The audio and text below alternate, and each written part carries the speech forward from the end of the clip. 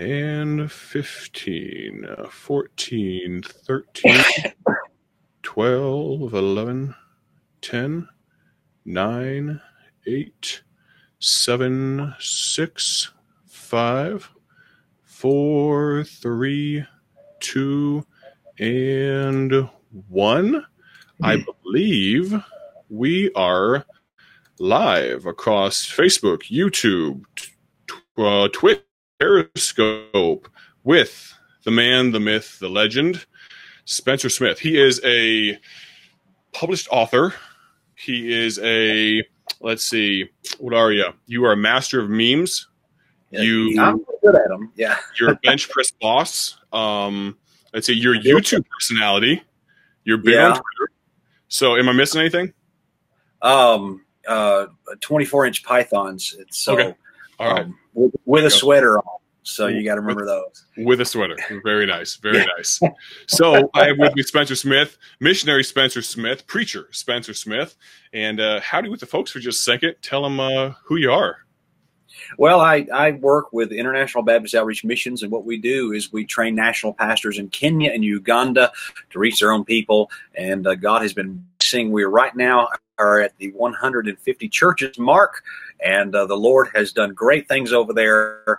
And I work as a field representative. I travel in churches, help raise money for the funds over there, and then I'm over in the country 2-3 times a year doing youth camps and conferences and teaching in our Bible college, and just basically overseeing that ministry. So that's basically what I do, and it's been a lot of fun. Awesome. And how long have you been doing that for? Right at about 12 years now. Fantastic. And now you have a wife, some kids. What do you got? I got a wife and 4 awesome kids that do what I say sometimes. And so that's what it is. I know what that's like. Emmy, my oldest daughter, is 19 months now. And I'm not, that terrible twos thing or whatever. Yeah. She's just like your dad, very stubborn. Yeah. And so we're figuring that out. And so we're setting the boundaries. And I realized when I start saying, I am tired of you doing this, I'm like, maybe I should have headed that one off of the pass long before we got to I'm tired of it. Yeah, well, see, I was taught to fight the little devils and fight them when they're little, and that way they don't, it's better to have a knockdown drag out with a 3-year-old than a 13-year-old. Yep. And so, and that's why I put the wall. That's a dirty word these days. Put the walls down now, and figure out what we got going on. I just put in a little accent table. Just got tonight up by my wife's chair, and where she's sitting, and she just thought it was the greatest thing to just pull all the drawers out and just yank them right off the tracks. Oh, and yeah. So we had a little bit of a soiree over that situation. But hey, that's the joy of parenting. So where are you at right now? Where are you? Where are you? I am in a bomb shelter somewhere. No, I'm just kidding. I'm in my house. We actually live right south of Louisville, Kentucky, and this is where we base out of, and this is where we're at right now. And so we love it, man. It's been good. God's placed us here, and we know He did it, and so we're just glad we're at a Lighthouse Baptist Church, Shepherdsville, Kentucky. Fantastic people that love us and just pray for us and faithful to be a part of our ministry through prayer. So we couldn't be happier with how the Lord has kind of designed things for us. It's been great. Amen. Now, the awesome thing about going live is you get to see some hearts go up, some likes go up, things like that. We have Mr. Elisha Little, I believe, soon to take the last name Coral. I think he's going to, if I'm not mistaken. But or Elisha Coral Little or Little Coral, I'm not sure. But anyway, maybe hyphenate it. But he commented he is an American man. Enough said. Talking about you. And so he also said a hashtag build the wall. We I don't know how political we're going to get today, but Elisha Little's chiming in. Joseph Grimaldi III, a friend of mine, he said mine take after their papa, meaning his dad. So we'll leave that between him and his dad.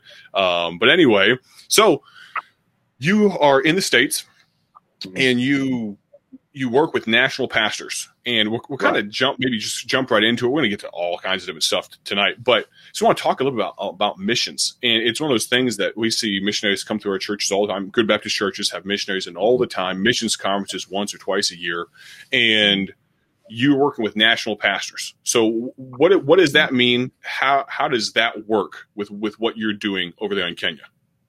Well, in maybe 100 years of traditional missions, we're in 2019. Let's just go back to Billy Sunday till now. There have been so many Englishmen, Scotsmen, American men who've gone overseas and done great works and left behind disciples. And so, and man, they've just done a great job. And these men are solid men. They're independent, fundamental Baptist kind of guys. They believe exactly like we do.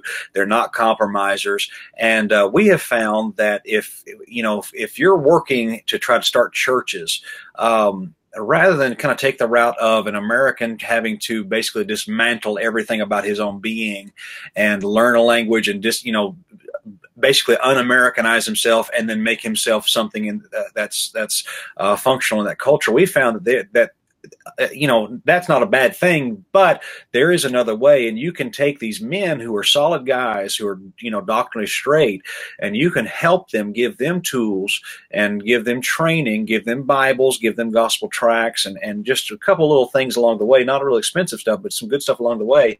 And these guys can go off and basically reach their own people. Dr. Wendell Runyon ran into a man named Francis Ndleva in an airport in Nairobi, led him to Christ, and through correspondence trained this man for the ministry, taught him the Bible. Well, Francis went off and had a burden for a village right north of Nairobi called Mananja.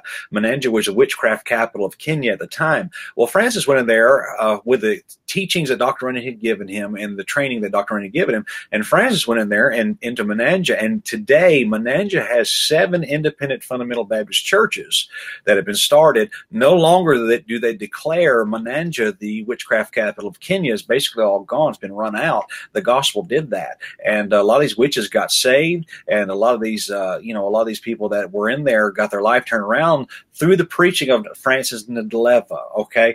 Another man that he met on that trip was a man named Anthony Ekakal. Anthony Ekakal was a trained, solid, educated BBFI national pastor in Kenya. Well, Dr. Runyon gave him $50 a month and supported him. He went up to Western Kenya, and Anthony Ekakal has started the Malaba Outreach Baptist Church. 19,000 something people were there in August of 2018 in one church service at this church. Okay. Anthony Eccles is a national guy, and out of his church, he started 100 churches. So we found that if you can, support these guys for pennies on the dollar and just enable them to go off and reach their own people, that they're much more effective and much more cost effective to reach their own folks. And listen, the thing is, we live in a day now where national pastors is something we have to have a serious talk about in mission strategies, because I hate to say it, and as much as it pains me to say it, there just aren't enough of these couples that are coming out of these colleges to go and fill every little nook and cranny in the world. There's just not enough of them. So we have to kind of, in a sense, multiply ourselves. This is a common sense solution. This is a biblical solution, and this is the only way world evangelism is going to be done. And so, like the book of Acts, chapter number 20, Paul's talking to a group of elders. The Bible uses the term Ephesian elders. That does not mean men that are pastoring in Ephesus. This means these are Ephesian men who are pastoring in Ephesus. So these, in a sense, are national pastors. Okay, and so the Apostle Paul trained them, taught them, commended them to the Lord, and he left them. And so that's why the church of Ephesus existed, is because Paul trained a national man, and that's what happened. So not doing anything weird out of the box. It's really Bible, and really it's common sense, but it's just, the big question is, how do you go about doing it? And we found that you can do it if you keep them accountable. And that's something that we have been able to establish through our conferences, through letters, through all kinds of stuff. And it's really been very helpful to see all that. That's awesome. Now, where do you think, and not to dive too deep into it right now, but where do you think that the hiccup is? Is it an us for no more type deal? Is it we really want to reach our Jerusalem, and we're only going to, and we're almost forgetting mission? Is it a failure to launch out into missions in the first place? Where is the disconnect between, and I guess in the understanding, not to throw too many things at you, but the understanding that we need exponential growth, not just multiplying growth. We need exponential growth. So where do you think the disconnect is in missions, even laying aside national pastors? Where's the disconnect right now? Well, men, and I hate to say it, but like, I love the ministry of Dr. Jack Hyles. I think Jack Hyles was a great soul winner and all that kind of stuff.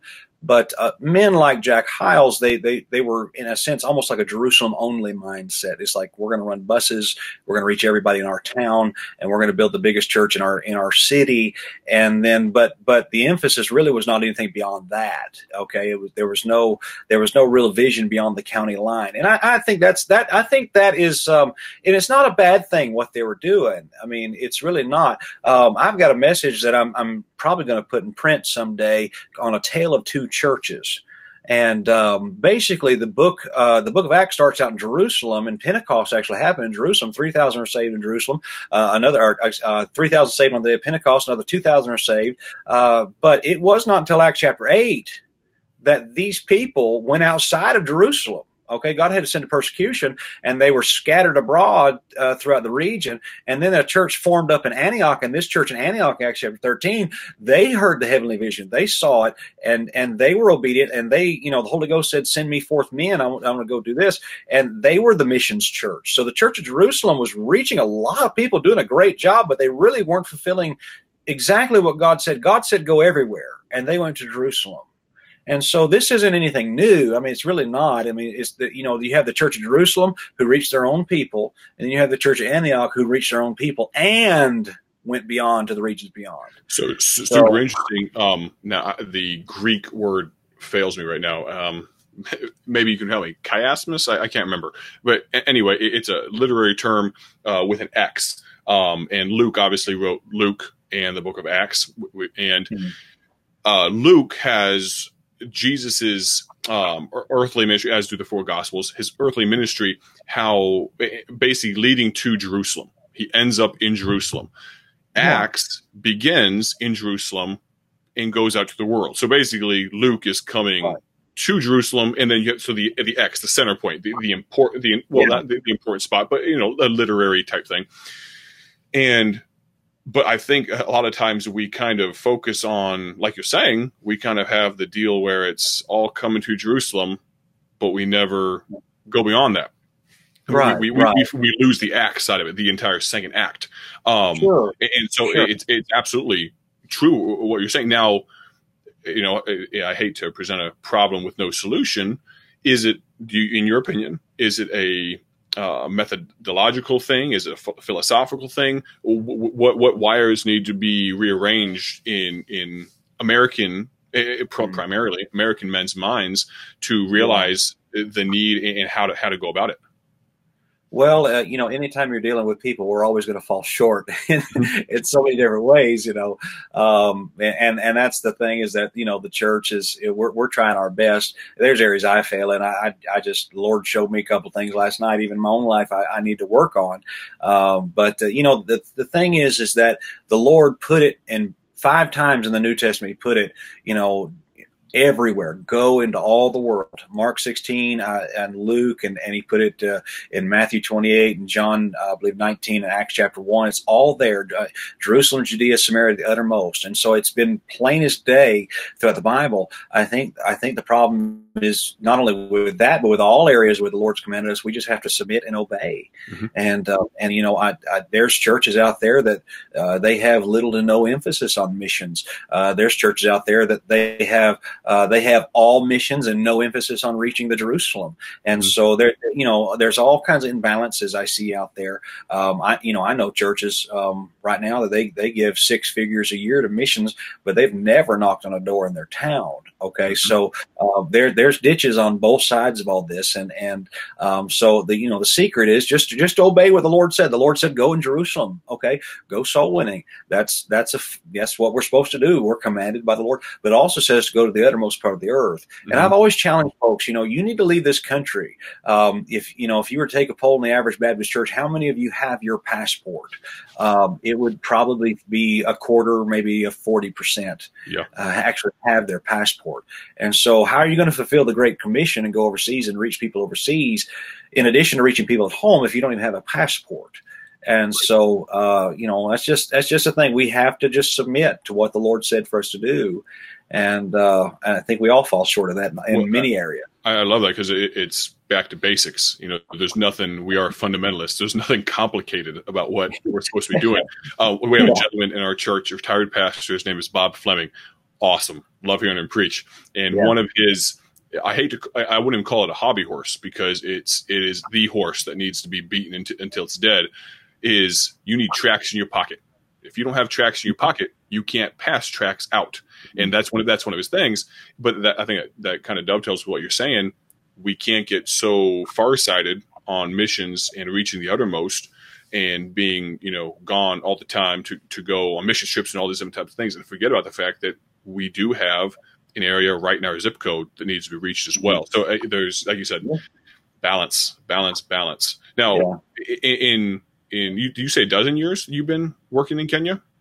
12 years now, yeah. 12 years, awesome, man. Now, what are some of the big events that you have? I know you have a kind of a conference there. You have a youth deal. What all do you have going on? What are some of the highlights of the year for you guys?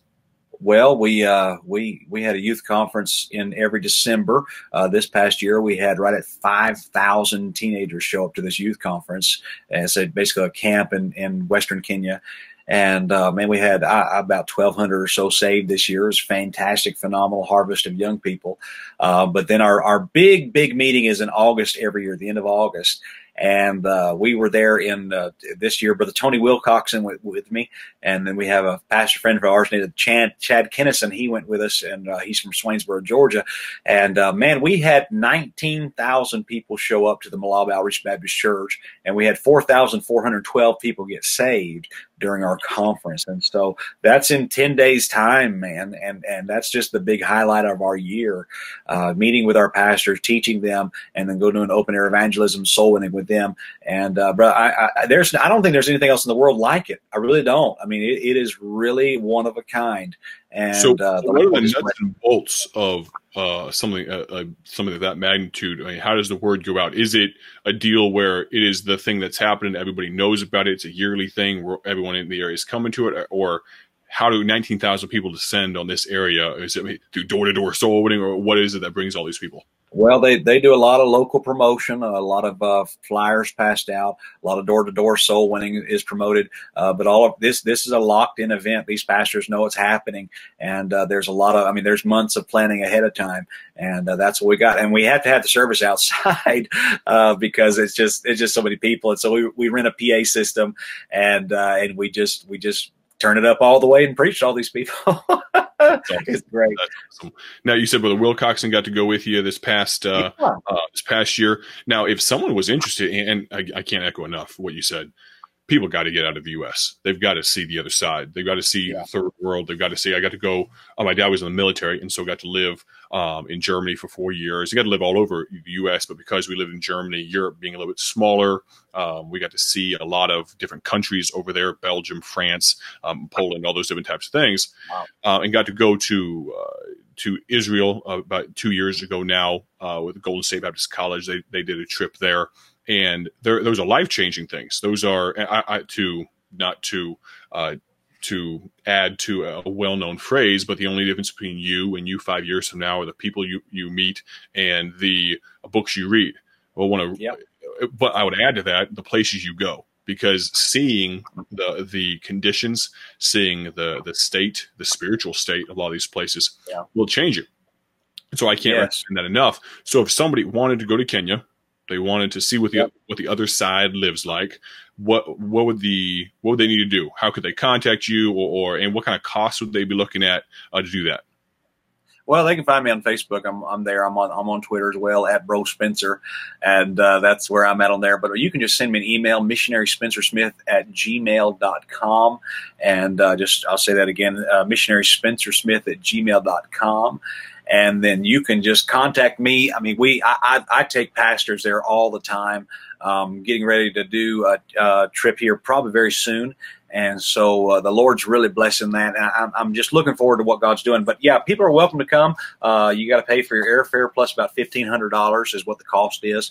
Airfare goes up and down, so it's hard to tell. But you'll need about $1,500 while you're there on the ground with us, and just pay for your airfare, and you're good to go, man. Come on, love to have you. That'd be awesome. Again, I can't recommend that enough. So, what else do you got going on? You're a missionary now. That takes up a lot of your time. You're preaching, you're raising support, you're helping, again, keep the accountability with national pastors. What else do you got going on? Well, I'm just busy traveling, preaching all over the country, man. I'm booked up for almost getting ready to fill out the rest of the year of my schedule here, just preaching all over the place, man. And the Lord is blessing us, so I'm really thrilled for all that. I'm way too busy. I really am. Between trying to take care of myself and trying to shoot some guns on the side and everything. And so it's been good. I've actually got a gun right here for some reason. I don't know why. I just have guns laying around the house. We're not even monetized, and you're going to demonetize us, man. Is that what it happened? No, it's all right. It's completely all right. Just stick to the man. Well, this is just a toy. So just yeah, a toy. Yeah. So, but yeah, I mean, I have a lot of fun. So you talk about demonetized on YouTube right there. Oh Lord, that thing! I can't get my channel monetized. They wouldn't even approve it. I'd see if they approve it, but they wouldn't even prove it yet. And maybe rolling the big bucks over on YouTube. So what's been going on?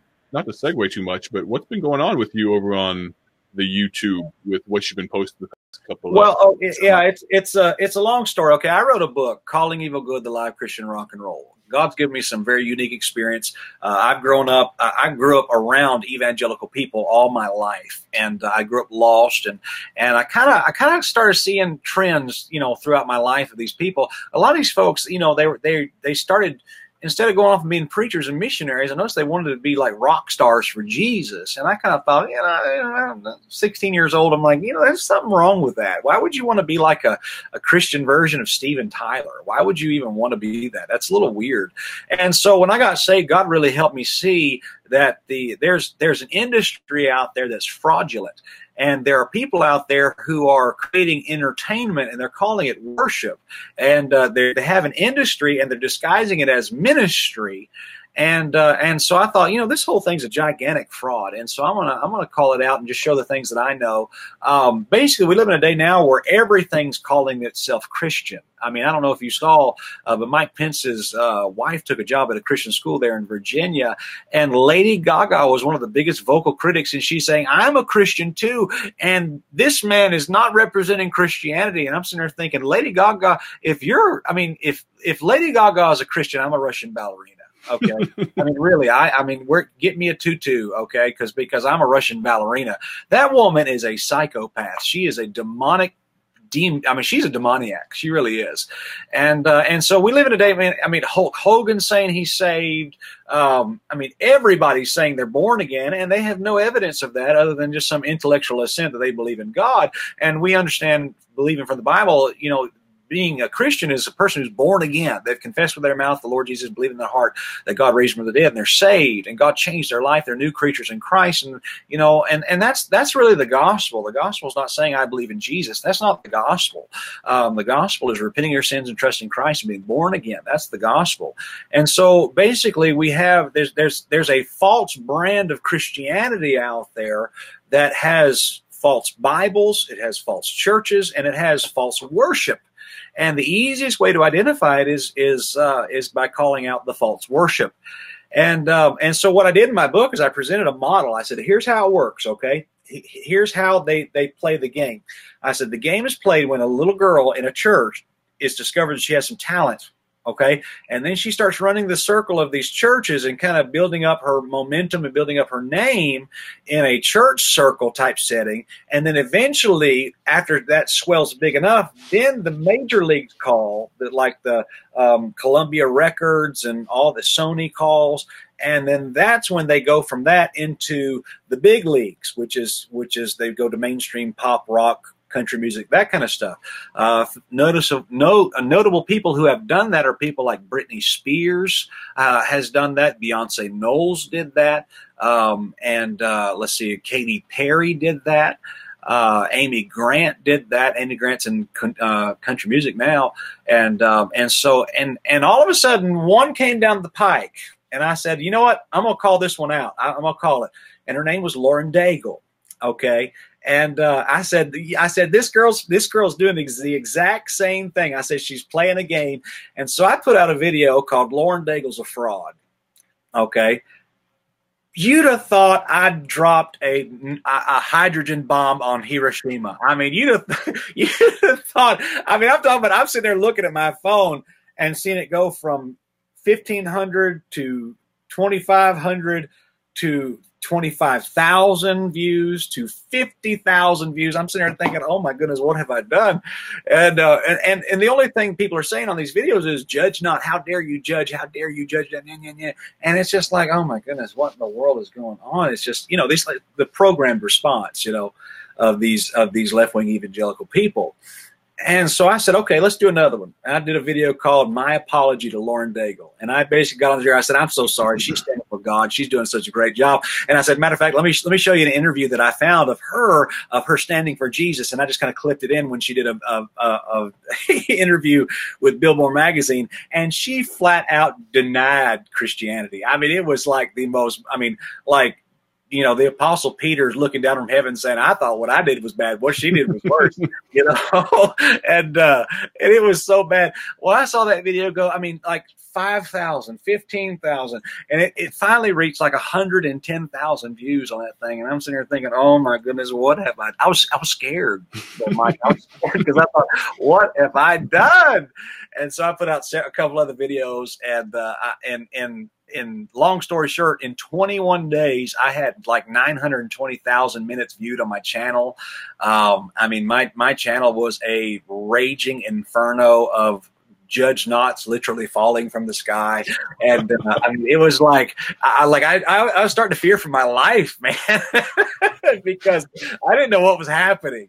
And so I slowed it down a little bit. I kind of took a couple videos off. But the thing was, I caused a big firestorm on YouTube, and literally, I mean, it was like if you typed in Lauren Daigle on Google, okay, my videos were like the second and third choice on Google results. Okay, like you could type in Lauren Daigle, and it was like her homepage, and then it was like a Wikipedia, and then it was Spencer Smith trashing her and beating her to death with the Bible, you know. And so it was quite exciting for a little while. But I said, you know what? I said I've made my point. I've made my point. I said, watch this. I said, she's going to make a move real bad, and it's going to be awful. And guess what? She came out and did a video and did an interview where she said, I am no longer a Christian singer. I am going mainstream pop. Okay. I said, been totally vindicated. I was right. I took my videos down and I moved on. So it's super interesting. Just what you're saying there.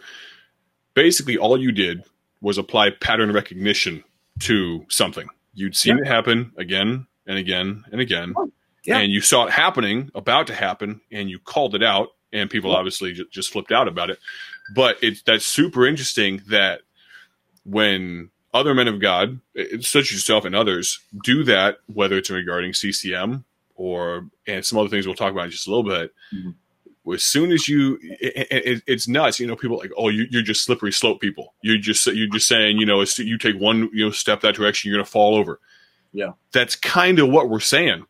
You're not that far off. What we're saying is we've only, and understand, I'm not saying this because I haven't lived long enough to see multiple iterations of this and multiple generations of it. But when these older men of God say, I've seen that happen before, and then young men my age say, no, it's going to be different this time. Sure. What are you smoking? Do you really think it's going to be any different? Right. Well, I mean, that's from a political perspective, that's what we're saying to these millennials, these young, college 20-year-olds on college campus, and they're saying, we're saying socialism doesn't work, and they're like, well, no, this isn't real socialism. We're going to do it the right way, and it's something that has been done over and over and over again, and it's failed every time, and they don't listen. But the same is true even in the Christian world. I mean, there's a lot of guys that are. I mean, there's a group of independent Baptist guys now. I don't think they're independent Baptists, but they're saying, well, we're going to stop judging people so hardly. We're going to kind of go softer, and they're just going contemporary, and we're just saying, hey, Hybels has done this.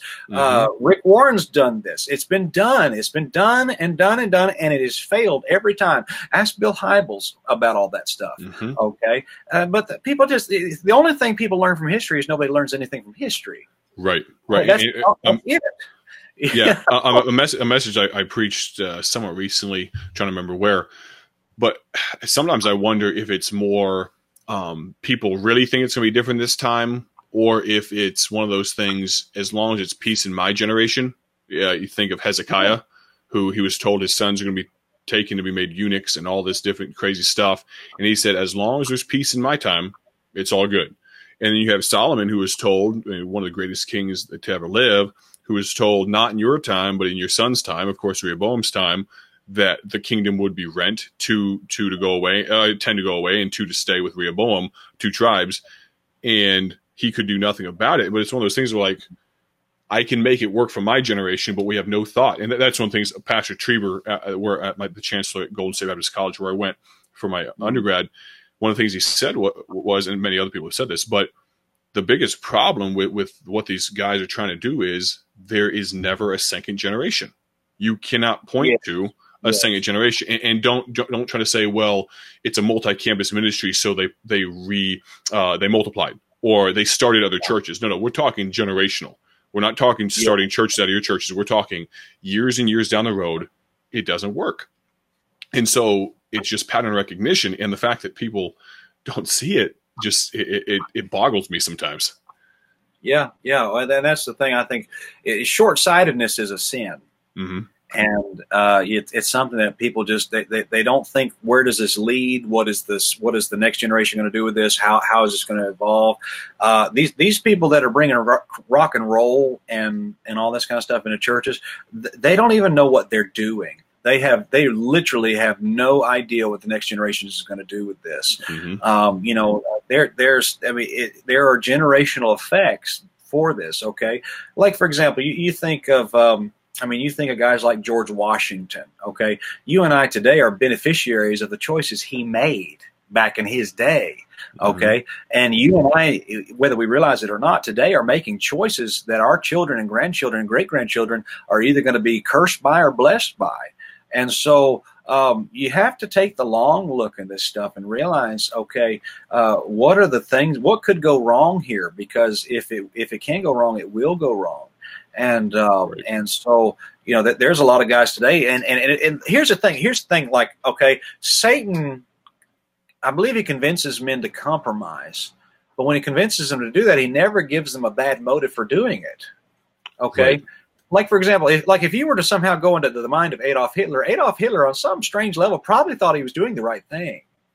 Right. Okay. And that's an extreme example, but I mean, Eve thought she was doing something fine. She said, "This is a good thing. I mean, this is pleasant to the eyes, good to be had for. This isn't a bad thing." And she took it. And we've been paying for that ever since. Okay, and these guys they bring in, what if we just bring in a rock and roll? We just loosen the standards and we kind of just bring in a different version of the Bible, bring in more worldly upbeat music into our church. We can reach more people. And sure enough, their congregation triples and doubles. And, next thing, they don't have any more money troubles anymore. But but the thing is that what these people actually needed was a spiritual church that was grounded in the Word of God, and that didn't get them. All it did was build a crowd, and the next generation is going to pay for it. I mean, we're dealing with people now, especially in American culture, they don't even know that there's a difference between a man and a woman. Okay? We got people today that are so delusional, they don't even understand that there is a such thing as male and female. They don't even understand that. Well, whose fault is that? Well, somebody back down the road set that in motion, and now this is the full fruit of that. Right. And so, we got churches today, man, I really fear for the next generation. I really do. It's not going to get any better. But the thing is, I still have hope in this. I'm not a doomsayer. If you study the First Great Awakening, okay, basically the entire North American church was apostate. It was Anglican, Catholic. It was a bunch of everybody in the church was lost. There was nobody. And a guy named Jonathan Edwards gets up and preaches a message called "Sinners in the Hands of Anger God." And he says, "You people are going to hell in your religion and all this kind of stuff. You're not right with God." And God refreshed and revived and brought in a great harvest of souls in this thing, okay? But the thing is, we've got, listen, if you were to walk down the streets of Akron, Ohio, and line up all these church people and ask them to tell you when they got saved, they can't tell you. They don't even know what that is, right? Okay? And why is that? Because this generation of churches is not saved, because this generation of churches compromised, and this generation of churches, I don't know what, there's something down the line, and down the line you have an apostate, unsaved, unregenerate church membership. And then all these people are dying to go to hell thinking they're okay. Why? Because this generation compromises a little, this generation compromises a little. And literally, a lot of these preachers who are bringing in rock and roll, and these people know who I'm talking about, that are bringing us rock and roll and bringing in all this nonsense into their churches. They are literally sending their own great-grandchildren to hell. And not even great grandchildren. I mean, it progresses even faster, and it's nuts when things that Pastor Maldy has passed on to me, my boss here at the First Baptist Church of Kenmore, kind of the trifecta. There's other markers too, but one of these three is normally the first to slip. It's either the music, the dress standards, or the Bible. It's normally not the Bible first. Normally, it's one of the other two, but when music or dress standards slip, the Bible always follows. And what I mean is King James Version, the Texas Reception. I'm talking about all the way back. And funny enough, I was listening to, and you probably know what I'm talking about. When I'm not going to get into throwing around names and stuff right now. But I was listening to someone you mentioned that goes on the title "New," and It was. Let me pause right there. The funny thing is, all this new stuff, when they attach the word "new," really they're just rehashing the same old apostasy. That's all they're doing. The word "new" is they don't even have, like, I hate to say they're stupid, but they're stupid for using that word "new," because it's not new. It's the same old garbage, just rehashed with a different 21st century face on it. That's all. Right. Sorry. No. And it's funny. I knew the dress standards weren't there. And I knew the music standards weren't there. But for some reason, in the back of my mind, I was thinking that these guys, they're still Baptistic, and they're still King James only, and they're still holding the line on that. At least I know the next generation is not going to.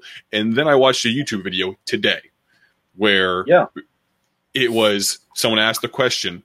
So I'm new to the journey, new to the path, and I'm not demeaning the. What's that? Oh, I hate that word "journey." That is a buzzword, right? For and I'm not demeaning the person that was asking the question. She didn't know any better where she was at, but they asked the question and said, "What scripture? What book should I read?" And literally, one of the guys says, "Oh, my favorite is the ESV for Bible study. Mine is the NKJV, which is not from it's from the Westcott and Hort side, obviously, and you can get all that another time. But then you have, but if you want to read a paraphrase of the Bible, and they said the paraphrase, they don't claim to be a translation or anything, and that may be true. But one guy said, I really like the Message. The other guy said, I really like the NLT, the New Life Translation. And it blew my mind.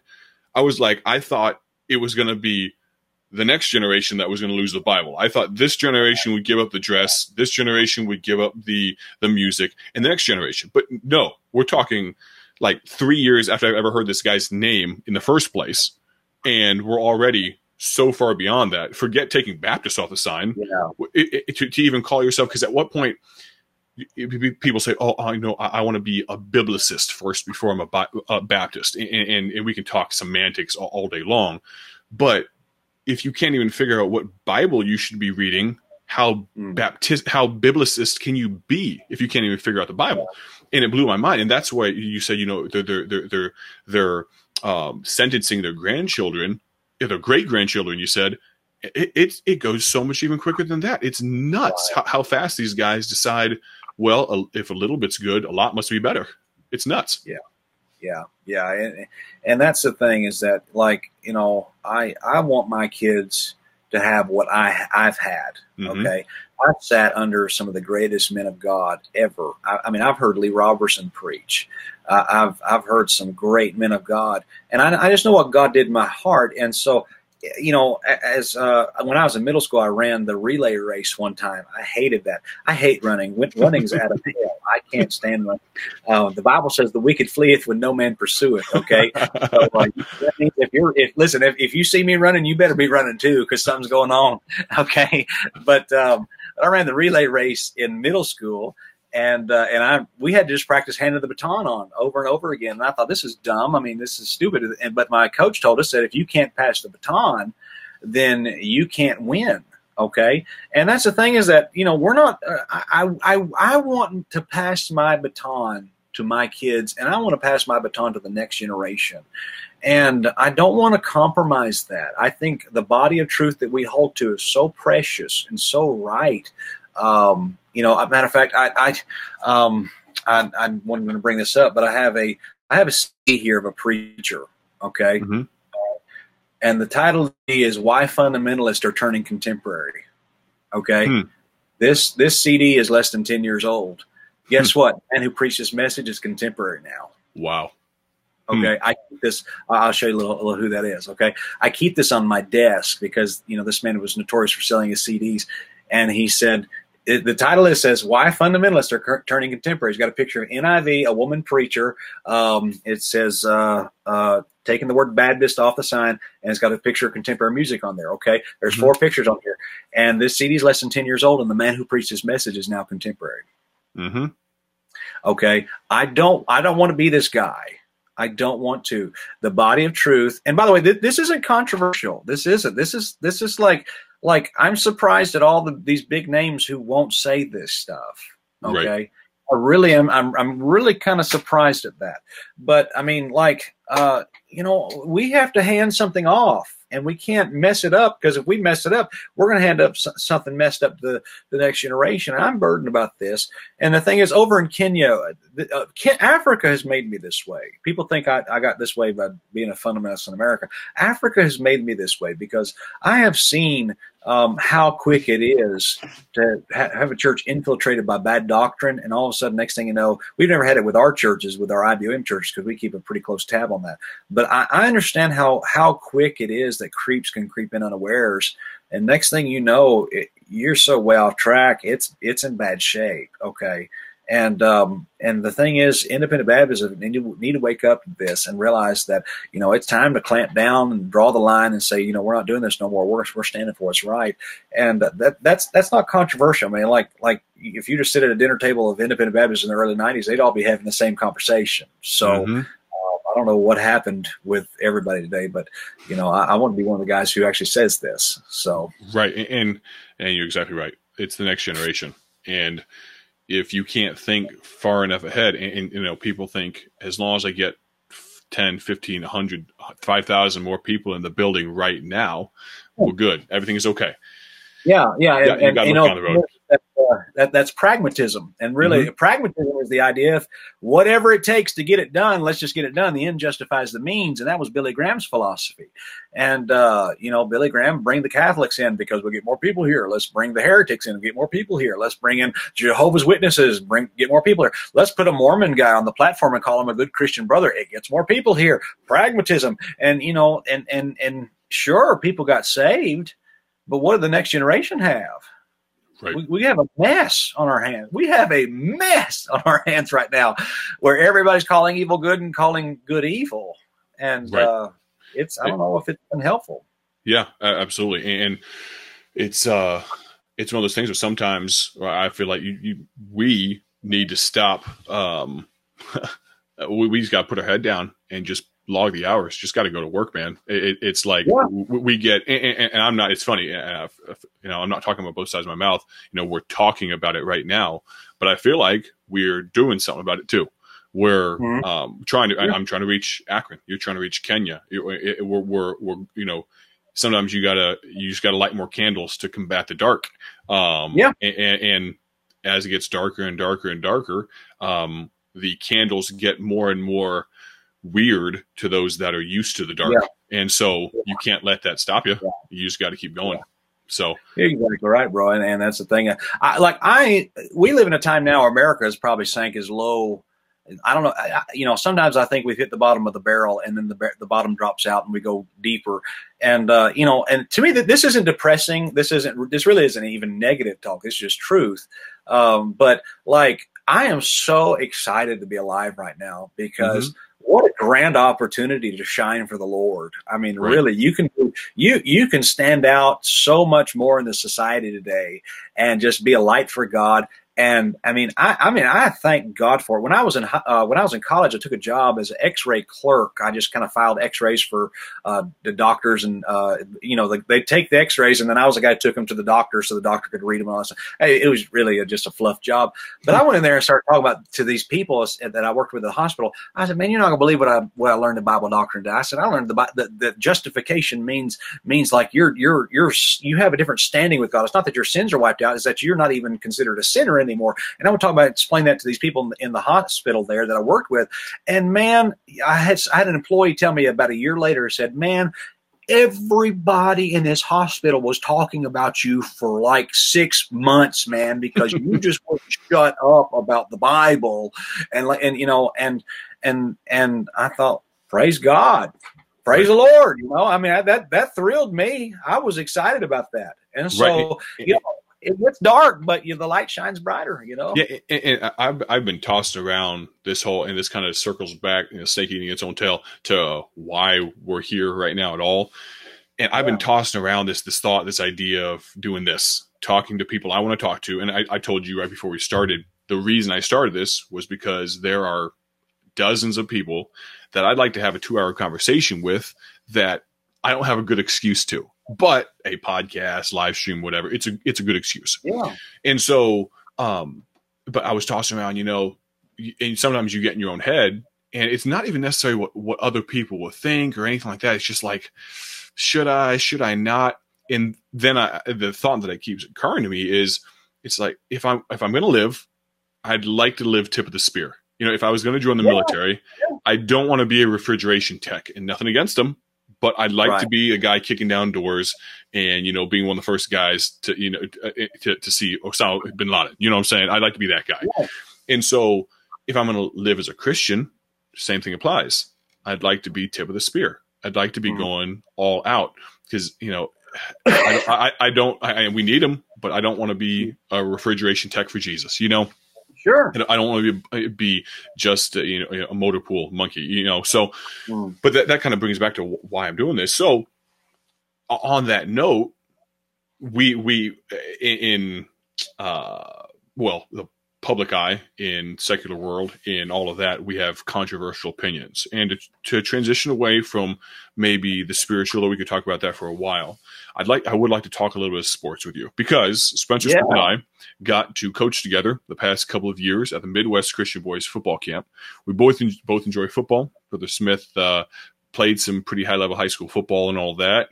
And but what is your most controversial sports opinion about any sport, any aspect of sports, that you think would just rankle people, might get those 900,000 minutes viewed if you were to say it, utter it out loud?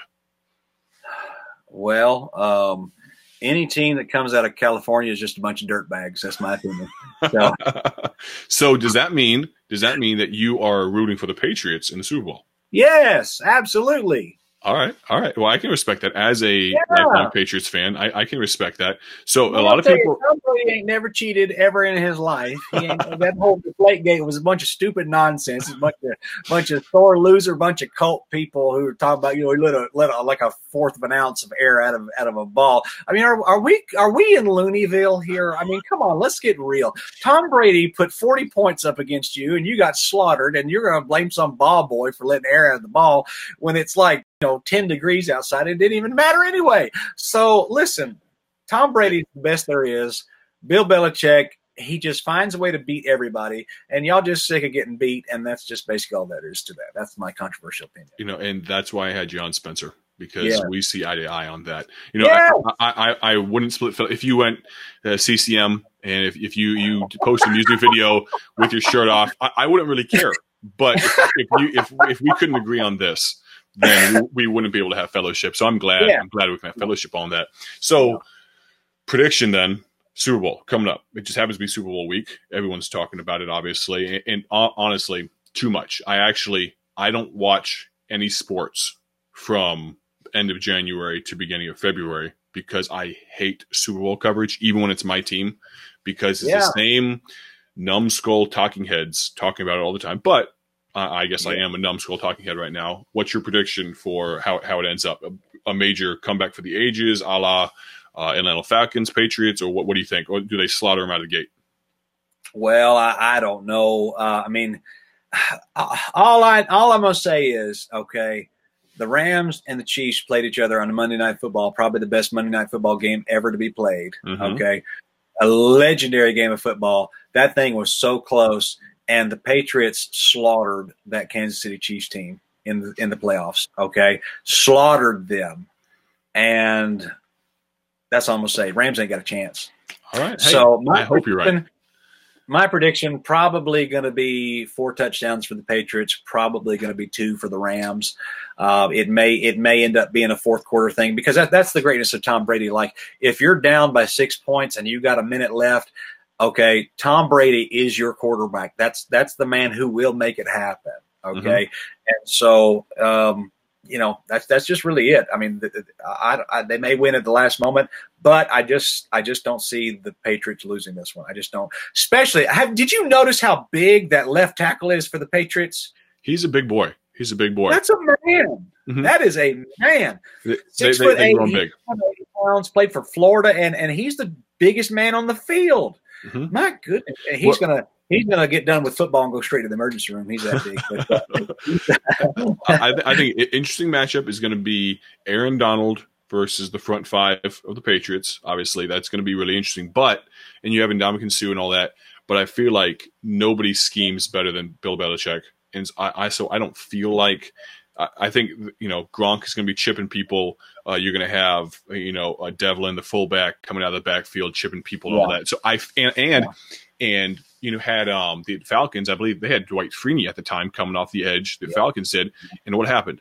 They dominated for the first half, and they got tired. So if you keep – and the Patriots, oh, it was so beautiful when they kept the Chiefs' defense on the field. They held the ball for the first 7.5 minutes of the game, just grinding. And they got – the Chiefs' defensive line got tired as well.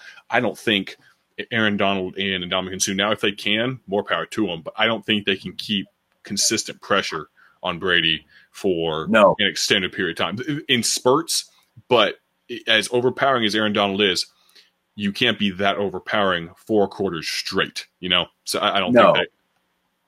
Yeah. No. So no way. Are you a Falcons fan then? Yeah, I like the Falcons, but they severely let me down. And I'm wanting these guys to be the pallbearers at my funeral so they can let me down one more time. And you know, it's just terrible. But yeah, the Falcons had a real bad year. But I've always liked the Falcons. I grew up in Atlanta, of course, and so. You know, really, the team that I've always gone for. I love watching the Patriots just kill everybody. You know, I really have enjoyed that. Tom Brady, to watch that man play is legendary. And so that's always been a guy. If Patriot game's on, I'm watching it. I don't care. There you go. And we lost a few viewers during that Patriots segment, but I don't really care because this is my program. If you want to talk about another football team, you feel free. We'll talk about the Patriots a little bit here. But so what else occupies your time? You got missionary work. You writing some books, making a few videos and things. Watching a little bit of sports every once in a while, some Patriots games. What else? Family time. What else occupies the Spencer Smith's time? Are we still? Here's a question: are we still making magical memes? That's but I'm not sharing them nearly as much anymore. I need to. I need to make my own meme page. You know what's funny? Like I'll make a chart or something or a meme or something, and I'll put it on Facebook. Next thing I see it everywhere. everywhere, and nobody shared mine. Well, I think you need to learn two things. Number one, sharing is caring. Number two, you need to learn how to put a watermark on your stuff. That's what you need. Well, here's the thing. Okay, I said I'm going to do this. I'm going to try this for a month. Okay, I'm going to put a meme out maybe once a week. Okay, I put 4 memes out. 2 of them, okay, were okay. They didn't have a watermark on them. They're everywhere, going everywhere. Okay, I put 2 of the best. I mean, I'm talking like straight fire memes. Okay, like straight awesome. And I put a little watermark on them. They didn't go nowhere. So okay, there you go. Yeah. So that's how it goes. So people shy away because they know it can be traced back. So I understand that. I don't know. I don't know if people just hate my guts or what, but whatever, That might be it. But you're a pretty lovable guy. You're a pretty lovable guy. I know people love me, but I don't know. I don't know. I don't know. I worry about that. So pray for me. So we're winding down a little bit here. Who do you think would be who would be somebody that you would be really interested to hear? Not my side of the conversation, but be really interested to hear hour and a half conversation with somebody that you think from our circles that you'd really like that I should throw an invite out to. No guarantee they pick it up, but who do you think I should throw one out to? Well, I'd hate to throw him under the bus, but I think Oliver Reza would be a pretty good one. Well, he actually just joined Watch for just a few seconds here. I'm not sure if he's still on or not. I actually think I might have sent him one already, but he's going to be with us on February 10th for I Love My Church Sunday over Valentine's Day weekend or so. And so that might be one of our first in-person ones. We'll see if he's up for it. Obviously, he does radio all the time. So adding a camera to it, I don't think should be too hard, too big of a deal. So we'll see. Yeah. We'll see if he's interested. If not, that's all right. But I have a couple other people that I threw out invitations to. Got a couple yeses from another missionary, a couple other folks. Have a really interesting one that you might want to listen to. We're going to set up a lady, actually. She'll be the first. She'll break the glass ceiling here on Micah McCurry Live. But she is she works at First Baptist Hammond, I believe, for City Baptist for the bus kids school. And she does I want to say the name. It's called Mission Arrow or something like that. She's a Air Force pilot, actually. I don't know if she's still in reserves or what, but it's basically like a STEM program for the kids in City Baptist, training some kids to become missionary pilots. And if they decide that that's not God's calling for them, they can still obviously take all the stuff they learn and go into a lot of STEM fields and things like that. So I'm really excited about having her on. I think she went to Antarctica within the last year or two, and so it'll be cool to talk about.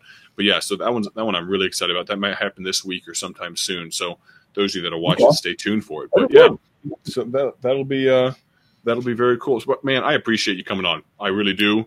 And any kind of parting words we've stirred up some stuff, hasn't gone I don't think we've gotten too deep in the weeds. We'll have to do this again very soon. But any parting words for the folks? Listen. Chicken wings, you have to make them in the oven. You can't make them on the grill because the grill cooks them too quickly. So you want to maintain the juices. So the grill actually gets the juices out of there, kind of makes chicken jerky out of it. So don't do that. Make sure you set them on a nice 350, plan on about an hour, and make sure you keep the sauce on them while you're grilling them or while you're cooking them in the oven. And make sure you use tin foil or else you're going to get that junk all over the pan and your wife's going to be mad at you. But yeah, I just made some chicken wings. I'm going to go eat them right now. So that's been good. But listen, let me give you another thing. Okay. There's a marinade called Dale's Marinade. Okay. It's got like a black, picture of a pig on the front. Okay, use that on ribeye steaks. And what you do is you take a gallon freezer bag, put a ribeye steak in there, one of them good $14 ones that's about that thick. Okay, put that in a freezer bag, and then put some Dale seasoning in there, but leave it in there about 15 minutes because that stuff's really salty. And then take it out, and then make sure you put it on the grill make sure the grill's about 600. Put it on the grill for 3 minutes on one side, 3 minutes on the other, 3 minutes on one side, 3 minutes on the other, for a total of 12 minutes, and you will have the most wonderful ribeye to ever come into your mouth ever in your life. And listen, if I die tonight, I want to leave that with the world. That's my secret. Do that. There you go. Well, this is Spencer Smith, y'all. Now, for those 3 people that are still watching on Facebook, we have one or two on YouTube, a couple on Twitch, and all that. But for the people that are watching right now, I currently have 0 subscribers on YouTube, Spencer Smith. So you could actually be the first one, Spencer. You could be the first subscriber on YouTube. So if you would help me out, I mean, Spencer, you are a glutton on YouTube. We got what, how many do you have right now? 3,000 subscribers, something like that? Yeah, let me see here. Actually, I got 2,830. Okay, 2,800. Awesome. Not over 3,000. What's your name on Twitter or YouTube? Micah McCurry. Same. Micah McCurry. MICAH. Yeah, that's me. So yeah, maybe you can be the very first. I'll get a notification as soon as we log off. But hey, I appreciate Brother Smith coming on again. Missionary to Kenya. Got a lot of other things going on. Wrote a book recently. Where can they buy your book at? Amazon or where? Yeah, they can just search my book on Amazon. It's called Calling Evil Good by Spencer Smith, and it's on Amazon, man. You can find it, and they'll send one of these right to your door. There you go. Simple as all that. Well, man, I appreciate it greatly. We are at 59 minutes and 20 seconds. We're going to cut this thing off in 40 seconds. As soon as it gets to an hour, it'll be our first hour broadcast. I appreciate it. You heard it here. Spencer Smith thinks that the Patriots are going to win. In the last 25 seconds, last words, man, before we cut this thing off. Wise man once said, "Wherever you go, there you are." There you go. Awesome. Well, I appreciate it, man. Thank you so much. Those of you that are watching, we might be live again very soon with a young lady named Jennifer Ruth Green with Mission Arrow. Got a couple other people in the pipeline. 59 seconds, 59 minutes, 55 seconds. We're cutting off. Thanks so much. We will see you all.